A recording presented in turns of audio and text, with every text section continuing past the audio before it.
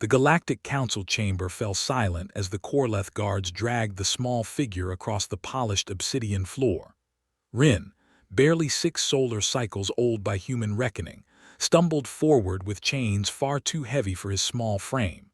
His fur, what remained of it, was matted with blood and grime. The child whimpered softly, a sound that echoed through the vaulted hall like a dying star's last pulse.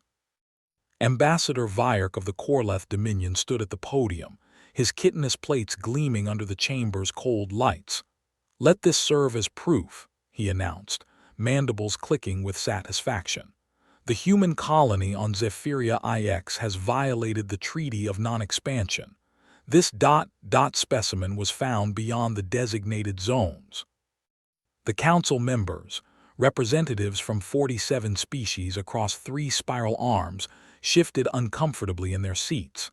Some looked away, others whispered among themselves. The Zyran delegates' crystalline structures dimmed noticeably, but none spoke. Rin was not human, of course. He was a Talari, a species under human protection since their world had been razed by the Korleth war machine 3 years prior. But technicalities mattered little when power sat on one side of the scales and compassion on the other. The chamber doors exploded inward, not metaphorically. The reinforced titanium carbide alloy doors, designed to withstand orbital bombardment, simply ceased to exist in a shower of molten fragments. Through the smoke strode a single human woman, her boots leaving scorched imprints on the sacred floor. Kayla Voss wore no diplomatic robes, no ceremonial armor, just worn combat fatigues, a tactical vest, and an expression that made the ambient temperature drop 10 degrees. Her right hand rested casually on the plasma pistol at her hip. Her left hand was empty, but somehow more threatening for it. "Release the child," she said quietly. The words carried no amplification, no theatrical boom. Yet every being in that vast chamber heard them as clearly as if she'd whispered directly into their auditory organs. Several delegates later reported feeling those words in their bones, their cartilage, their quantum-entangled neural clusters. Ambassador Vyark recovered first, his translator crackling with indignation.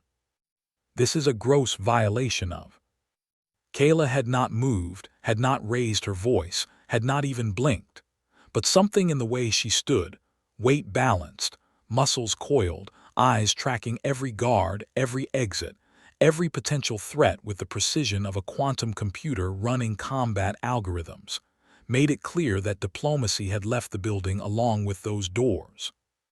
The Korleth guards looked to their commander. The commander looked to the ambassador. The ambassador's plates clattered in what might have been laughter or might have been nervousness. "You are alone, human, in a chamber with 47 council members, their security details." Kayla's left hand moved. It happened faster than most species could process. One moment her hand was empty. The next, she held a simple object, a detonator. A red light pulsed steadily on its surface. "Your ships," she said conversationally, as if discussing the weather. "All 17 Korlath dreadnoughts currently in orbit." Vyark's confidence wavered. A subordinate scuttled forward, mandibles working frantically as he consulted a holographic display. The color drained from his exoskeleton, a biological impossibility that nonetheless occurred. "Sir," the subordinate whispered, loud enough for the enhanced audio pickups to catch. "The fleet, all primary reactors show critical containment failures. If they cascade, 17 antimatter explosions." Kayla finished helpfully. "Right above your heads. This station, this council, every delegate, every ship within 6 million kilometers gone. Just physics and mathematics after that." She smiled. It was not a kind smile. "Your move, Ambassador." The silence that followed was the kind reserved for stellar collapses and the heat death of universes.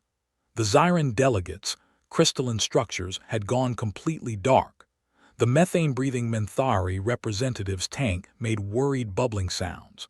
Even the usually stoic Solari architects shifted in their gravitational supports. "This is madness," Vyark hissed.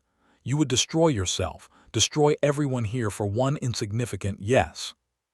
The single word cut through his protests like a monomolecular blade through tissue paper. Kayla took a step forward, then another. She walked with the inevitability of a neutron star's gravity well, dust particles scattering before her like solar wind. "You see," she continued, her voice taking on an almost educational tone, "that's what you've never understood about humans. You build your empires on logic, on cost-benefit analyses, on acceptable losses and strategic positioning." She was closer now, close enough that he could see his own reflection in her dark eyes. "We build ours on spite." She gestured toward Rin, who watched her with wide, fearful eyes that nonetheless held a glimmer of hope. "That insignificant child, his name is Rin. He likes strawberries, a fruit from my home world that we grow in our greenhouses. He's learning to read. His favorite color is blue. His mother died protecting him from your soldiers. Another step." Vyark backed away. "And you dragged him here in chains, thinking we'd accept your little power play because we're outnumbered, outgunned, and outpositioned." Kayla's smile widened, showing teeth. "So let me educate you on human mathematics, Ambassador. 1 child equals 17 dreadnoughts, equals 47 council members, equals this entire station. That's not illogical. That's the calculation." The detonator pulsed in her hand like a heartbeat. "You want to test whether I'm bluffing? Go ahead. Drag that chain 1 more inch. See what happens when you mistake human compassion for human weakness." For a long moment the universe held its breath. Then Vyark's mandibles clicked rapidly, a gesture of submission. "Release the prisoner." The chains fell away with a crash that echoed like thunder. Rin stumbled, nearly fell, then felt strong hands catch him. Kayla scooped him up with her free arm, holding him close while keeping the detonator visible in her other hand. "Good choice," she said. "Now, hear what happens next. The human colony on Zephyria IX is now a recognized sovereign territory. The Taleri people are under our permanent protection, and if I ever hear about Korlath chains on another child, I won't bother with warnings or detonators." She turned, walking back toward the ruined doors, then paused. "I'll just come myself." They left in silence. A human woman and a small Talari child walking through a chamber full of the galaxy's most powerful beings, and not one of them dared to move until the echo of her footsteps had faded completely. In the aftermath, as technicians verified that, yes, the human had indeed compromised 17 dreadnought reactors simultaneously, and yes, she absolutely would have detonated them, the Council learned an important lesson. Humanity didn't play by galactic rules. They played by human rules. And rule number 1 was simple. You don't touch their kids, any of their kids, ever. Because humans didn't just fight for territory or resources or strategic advantage. They fought for spite. And there was nothing more terrifying in the universe than a species that would burn down the galaxy to save a single child simply because it was the right thing to do.